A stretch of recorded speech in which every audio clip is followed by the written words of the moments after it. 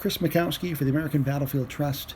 I am standing on newly saved ground at Cold Harbor, and this is a fantastic piece of property that was involved both in the Battle of Gaines Mill in June of 1862 and the Battle of Cold Harbor in June of 1864.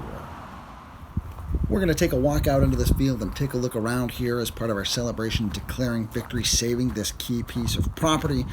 Back during the time of the war, it was a flat farm field, the open ground extending farther a little bit to the south than it does at present. Right now we're taking a look toward the east and kind of swinging around toward a southern look. We're going to get out in the field here and look a little bit more closely at this fantastic piece of property that you helped make possible. During the Battle of Gaines Mill, June 27th, 1862, John Pelham had his horse artillery in this area. He had 2 guns, trying to duke it out with 12 guns, kind of a forlorn effort, according to historian Bobby Crick. But nonetheless, Stonewall Jackson lauded him for his contributions to the battle there.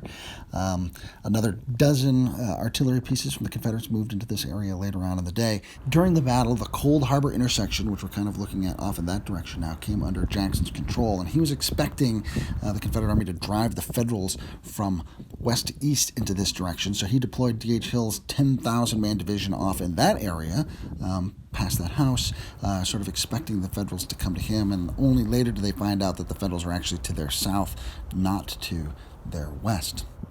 Jumping ahead to 1864, this property was involved in all aspects of the 2-week fight at Cold Harbor. Federal cavalry pushed through here to drive Confederates out of their defensive perimeter near the Cold Harbor intersection on May 31st. The following day, a third of the Union's 6th Corps launched its big attack from this property. The next day, June 2nd, in order to protect the flank of the Army, Union soldiers entrenched across here. On June 3rd, John Gibbon's division attacks from this area. So particularly in the first phases of the Cold Harbor battles, this property sees extensive activity, but the Army's going to be here and dug in for an entire fortnight. Of course, all those traces of the Army have been obliterated over the past 155 years, making preservation of this property all the more important. So thank you from the American Battlefield Trust.